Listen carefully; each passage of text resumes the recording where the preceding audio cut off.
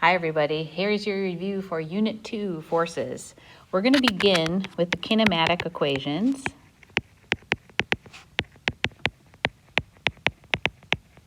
And just a reminder that the root of kinematic means motion.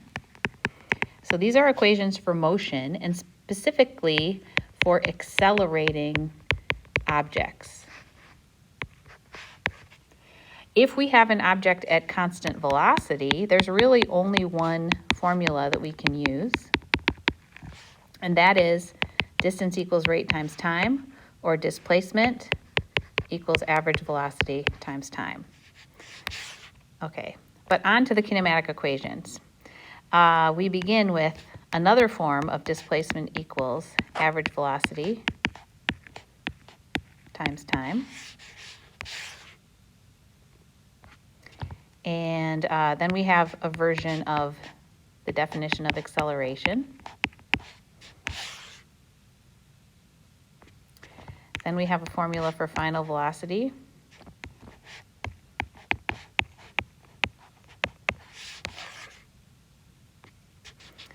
And another formula for displacement.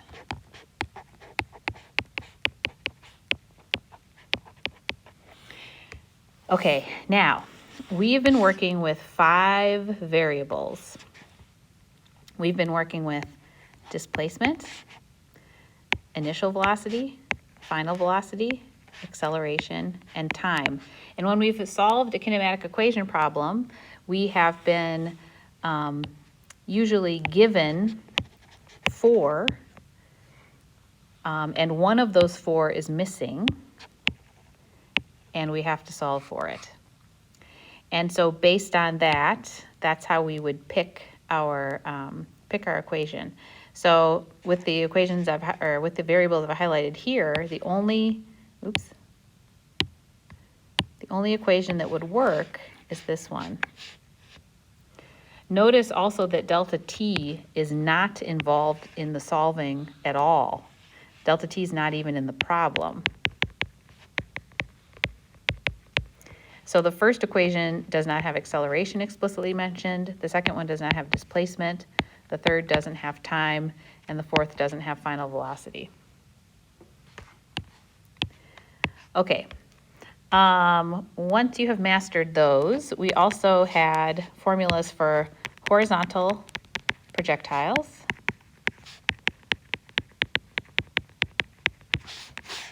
where we saw that horizontal motion was displacement equals horizontal velocity times time, and vertical position is equal to 1/2 gt squared, where g is the acceleration of gravity. We also studied projectiles launched at an angle,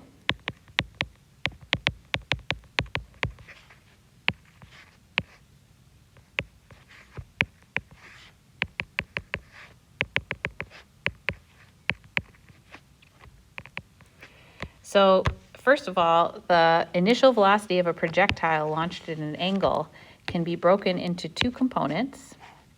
The horizontal component is equal to the velocity times the cosine of the angle, and the vertical component is equal to v0 times the sine of the angle. And then for horizontal motion, we have that delta x equals v0 cosine theta delta t.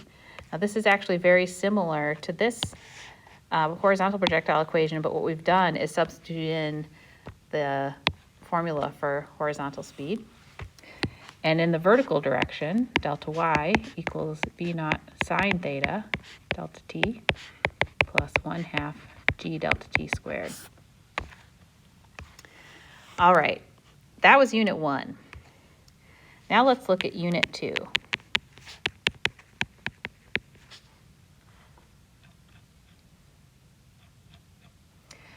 We talked about drawing force diagrams. They are also called free body diagrams.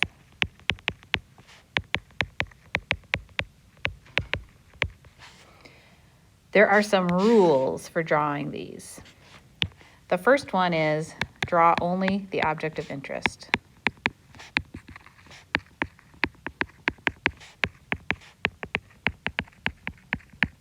If it's a book on a table, just draw a book. You can draw it as a rectangle or a circle. You don't have to draw an actual picture of a book. Okay, next, you're going to draw forces as vectors.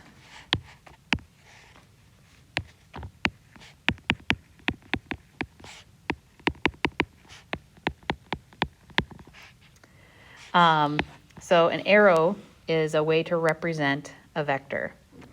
The length and the angle should be correct.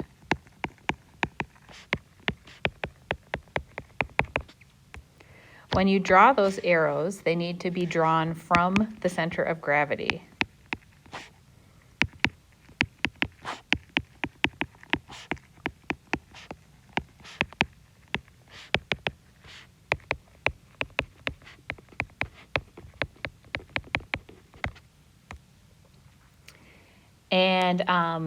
And finally, we're going to use congruence marks when appropriate.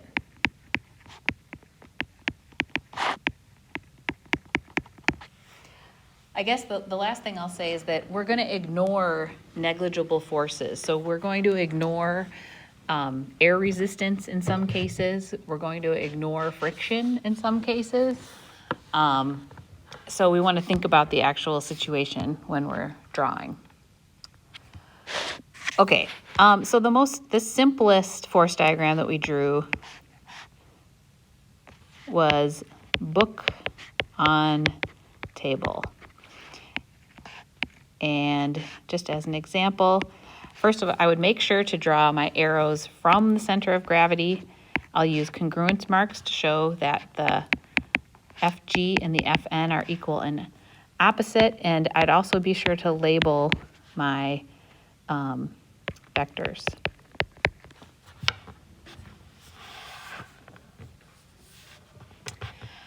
Okay, next we studied statics. Statics is the study of objects at rest. I put at rest in quotation marks because is anything really not moving? No. But we can say that in our reference frame, objects appear to be at rest. We looked at a bunch of different kinds of forces. So we've got tension, we've got gravity, we've got friction, which could be kinetic or static. We've got normal force, and then an applied force. Okay, so tension force is a pulling force in a cable or a rope or a chain. Gravity is the force between two objects with mass.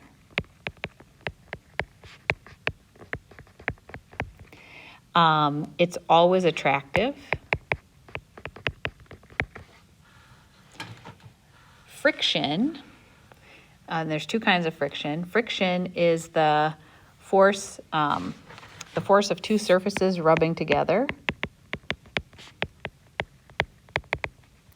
It's always parallel to the surface. The normal force is a force from a surface also, but it's the force perpendicular to a surface. And then an applied force is just a push or a pull where a person or an object actually just applies or exerts a force on something.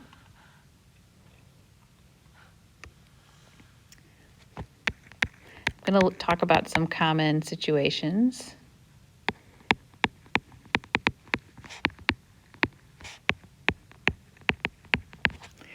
Let's say we had an object hanging from a cable, or actually hanging from several cables.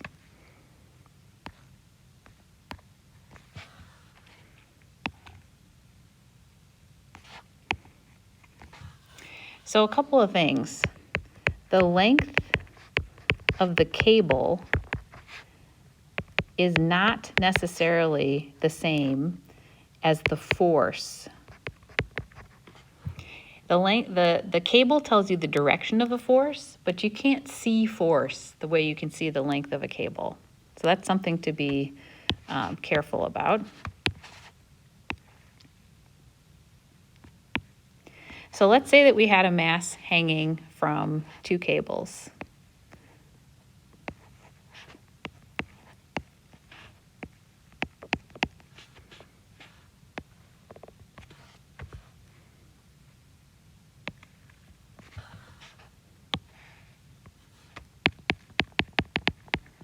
So there's my picture, and to the left I've got a force diagram.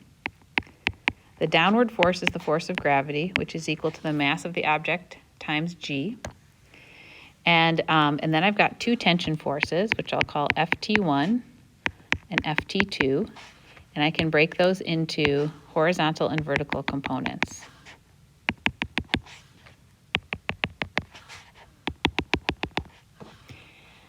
In this case, the horizontal components must cancel out because the object is not moving. If I knew these angles, I could figure out the horizontal component of Ft2 and the horizontal component of Ft1. Also, the vertical components must sum to equal Fg. I could compute the vertical components.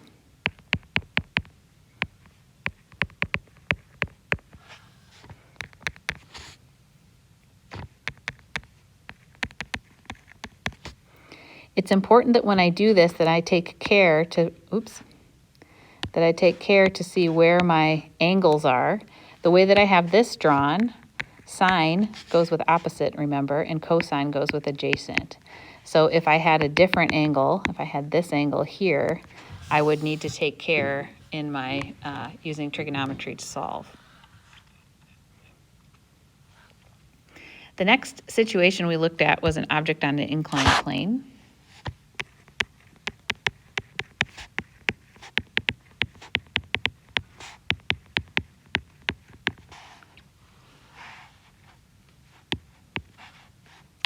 So you should practice drawing a force diagram for an object on an inclined plane.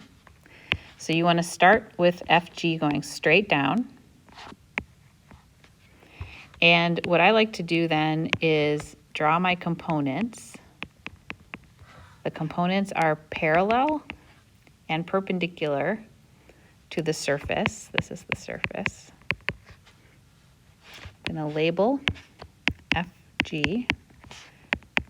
This is the parallel and the perpendicular component. What else do we know? The angle of incline is the same as this angle in the right triangle. And again, we can label our opposite and adjacent sides, and that allows us to figure out that the perpendicular component is equal to Fg cosine theta. Remember, so TOA. So the adjacent side goes with cosine, and the parallel side is Fg sine theta. The normal force is perpendicular to the surface. So I want to make sure when I draw it, I want to take really special care to make sure that this is a right angle. Do not draw Fn straight up. That's not right. Okay. And then if this object is not sliding down the ramp, if it's just staying in place, then it might be friction, static friction, that's holding it in place. and that static friction would have to be equal and opposite to the parallel force. The normal force then would have to be equal and opposite to the perpendicular force. Okay. Let's consider an object. Well, now let's take a moment and talk about friction. So when we introduce friction, we're now going to start to think about systems that are accelerating. Because how do we investigate friction? We take an object and we slide it. And what do we have to do to slide it? We have to pull. The force of static friction is the force needed to get the object moving. And the force of kinetic friction is the force to keep an object moving. It's kind of wild to think about that every time we drive our cars, most of the gas that we burn is used just to keep our cars moving. Okay, so let's say that I was dragging a box across a floor with an applied force, and I was dragging it at a constant velocity.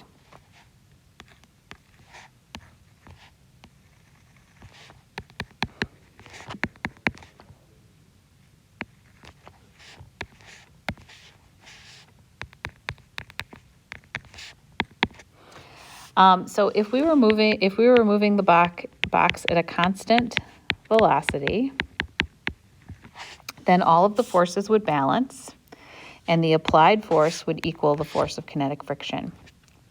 We also want to introduce a concept called coefficient of friction.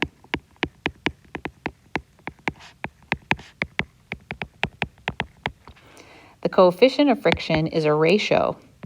It's the force of friction divided by the normal force.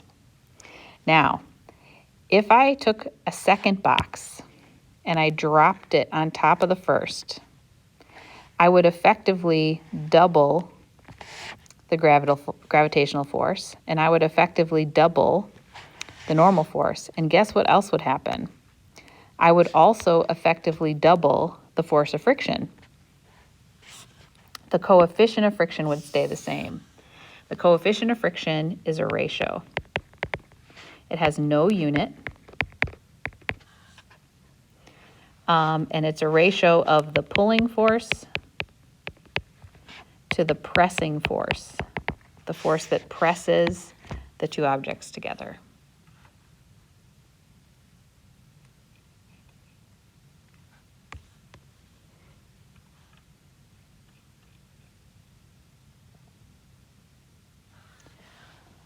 Okay, so this brings us to Newton's laws. Now, what Newton did is he really drew a distinction between at rest, constant velocity, and accelerating systems. In the days of Aristotle, they thought that what mattered was the difference between moving and not moving. The reason that Isaac Newton was a genius was he figured out that that was not the important distinction. He undid 2,000 years of thought. He figured out that the important distinction was between accelerating and non-accelerating reference frames. And what he determined was that for non-accelerating reference frames, the forces are balanced. He actually said that we can't tell the difference between at rest and constant velocity.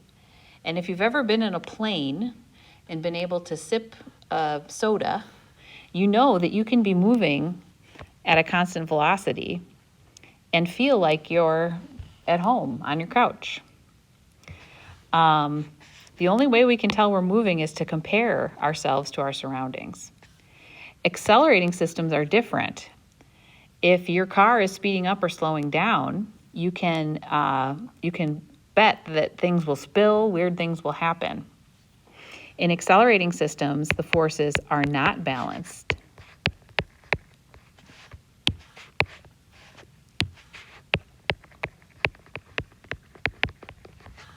So Newton's first law says that objects at rest remain at rest, and objects in motion remain in motion at constant velocity unless there is a net force. Then for his second law, he says that a net force causes an acceleration and tells us exactly the mathematical relationship.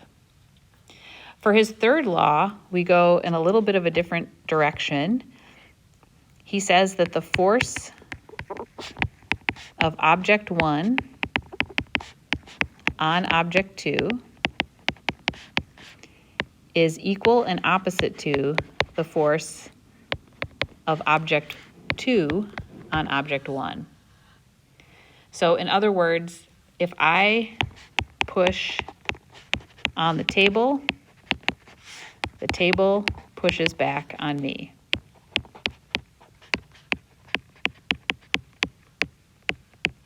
It also says if the earth pulls me down,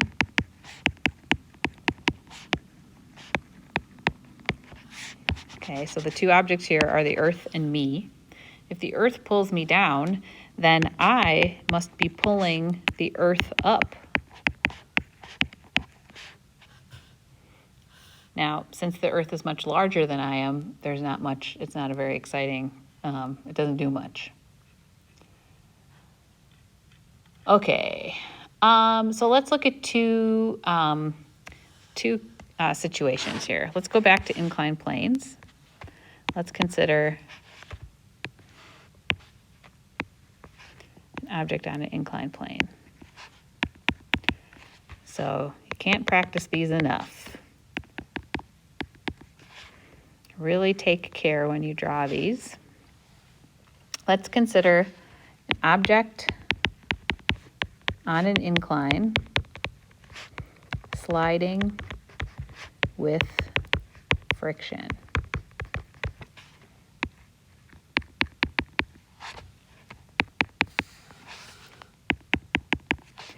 Okay, so first of all, if the object is sliding, it's going to slide down the ramp. It's not going to spontaneously slide up the ramp, and it's also not going to rise off of the ramp. If it slides, it's going to slide due to its net force, and its net force is going to be this parallel force minus the force of kinetic friction.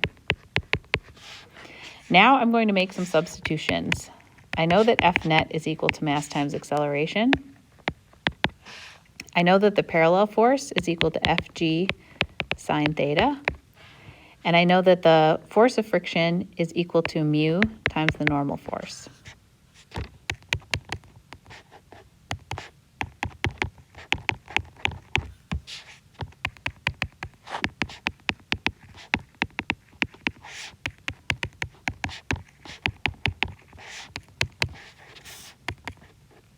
What else do I know? I know the parallel force is equal and opposite to the force of friction. I know that the normal force is equal and opposite to the perpendicular force. And I'm going to use that to make more substitutions. Oh, and I also know that Fg is equal to mg. So instead of writing Fg, I'm going to write mg. Instead, I got mu. And then instead of writing Fn, Fn is equal to the perpendicular force, pardon me, and the perpendicular force is equal to Fg cosine theta, otherwise known as mg cosine theta. So this formula describes the acceleration of an object sliding down a ramp.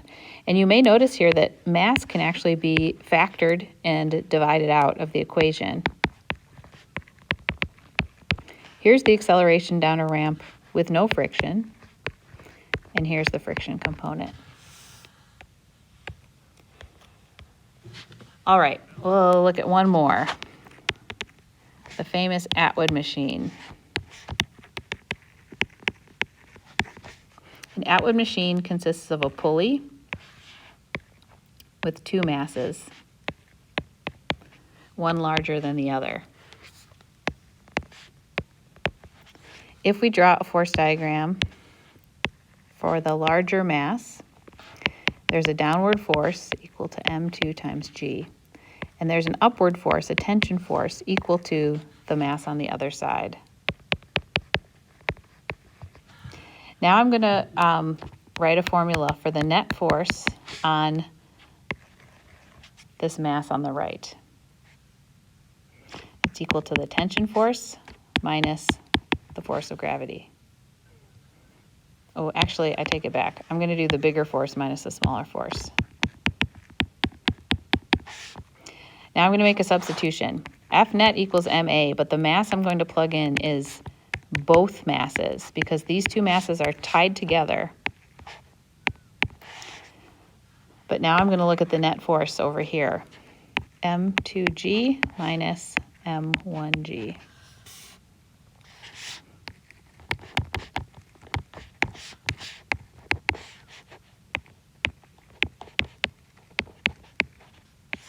That describes the acceleration. We could divide if we want, but that just describes the acceleration of an accelerating Atwood machine. All right, hope this helps.